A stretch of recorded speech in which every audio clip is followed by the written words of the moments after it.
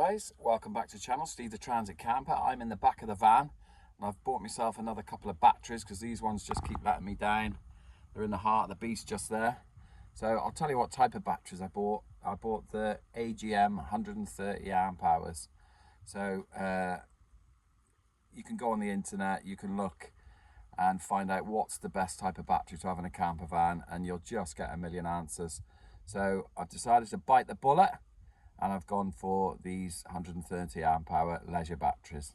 So let's have a look at what we've got to do and let's get on with the job. So this is the heart of the beast. That's that bench seat that I've taken off, and we're going to be getting all of that out, tidying it all up. I'll even take a bit of time and tidy the wires up a bit better as well.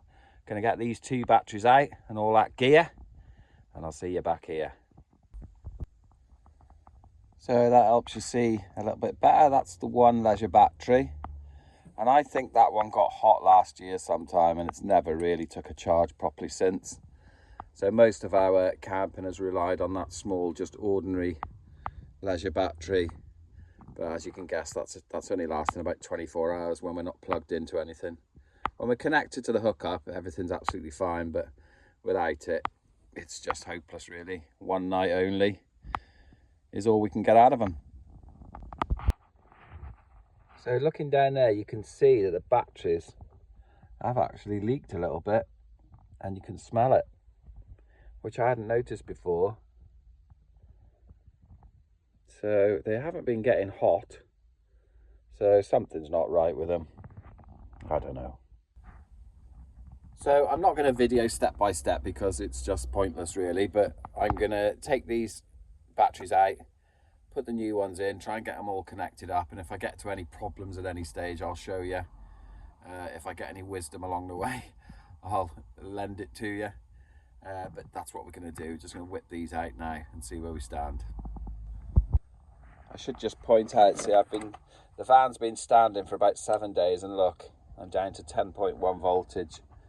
And I'm not really drawing anything. I'm drawing a little bit now because I put the lights on and everything, but when it's off, it's not keeping anything alive. So these batteries are just dumping their charge.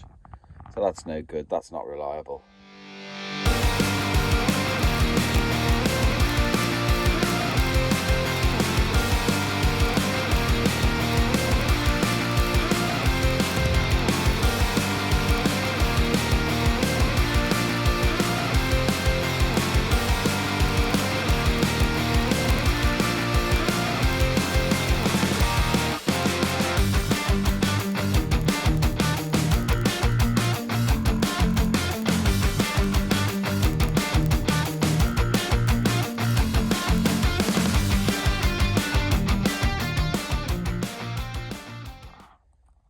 So we've got the first one out. You can see, I don't know whether that's battery acid or whether it's water, but it doesn't smell particularly sulfury in here. But that's where we are. First one's out. Second one's a bit more complicated, as you can see. So it is going to be quite complicated because I'm thinking of putting the two batteries here. I'm not sure yet though. I'll just have to play around with it, but I need to take this out, which I'm doing very badly at the moment. So this is where we are. We're now going to have enough room to get the one in. And what I think I'm going to do is I'm going to leave all that there. I'll neutralise it with a bit of fairy liquid or something, because there's no point replacing the floor. It's all mounted on plastic underneath this. There's like a big plastic dish which covers the whole of the van floor. So don't need to worry about that penetrating or anything. It'll be resistant to all sorts of stuff. So I'm going to create a brand new floor for it, hovering above this, hovering above that down there. And my two new batteries will be one there and one there. And I don't think I can put them side by side because I'm just not going to have the cables to get there.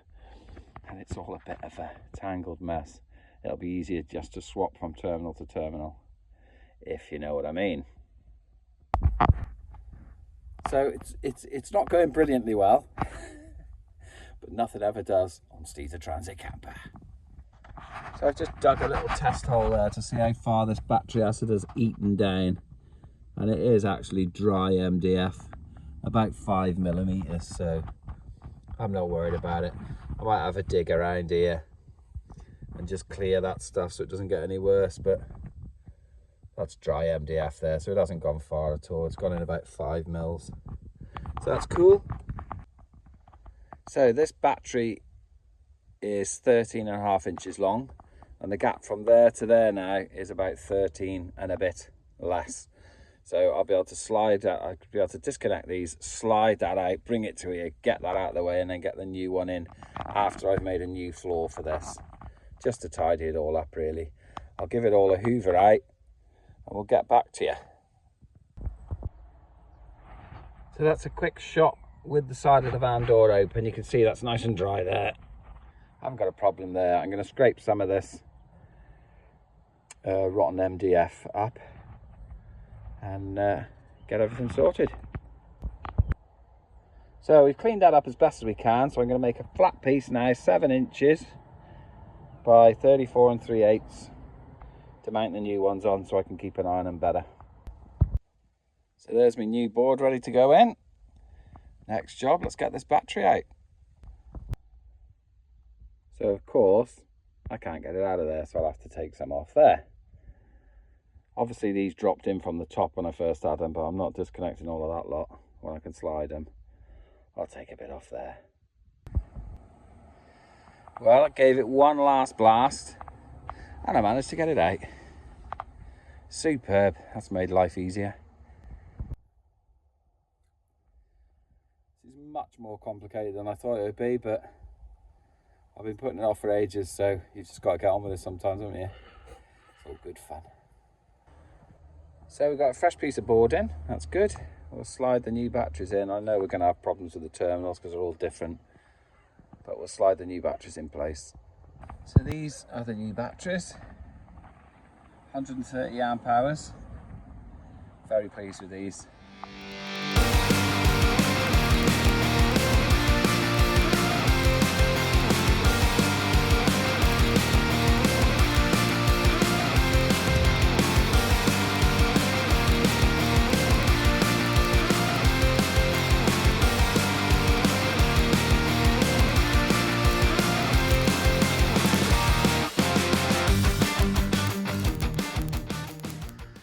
So after a lot of hassle and a lot of jigging about, I've got everything connected and I'm really pleased. I've got 13.6 volts because I am charging on the AGM function. They are slightly down, and that's what I'm using at the moment, 0.07 of an amp, and I know what that's doing. That's charging an iPhone, so that's perfect. Very pleased. So this has been a tough one, got to be honest, because it's they didn't fit basically, so I've had to do a lot of alterations. I had to check all my wiring through because I want it to be safe this time. I don't want them getting hot. I don't know what that was when they got hot last time, but hey, it definitely crippled the batteries. And I can't believe it, I took the batteries out and the scrap man drove past. He said, "Can I take down batteries off you, mate?" I said, "Yes, you can. Take them, sir." So perfect. So I've got to make a couple of things to secure the batteries from not moving now. I'm just going to do them in the shed and then we'll end the video. I'll show you the end result. So there we go, finished result. That'll do for now. Happy with that, nice and safe, all secure, and we'll see how they go. There you go, filled with junk once again, but who's gonna know? No one's gonna know. So you've been watching See the Transit Camper, a little midweek one this for you, just 10 minutes with the old batteries, getting them sorted, and I am hoping that's cured all my problems. Thanks for watching, take care, see you soon.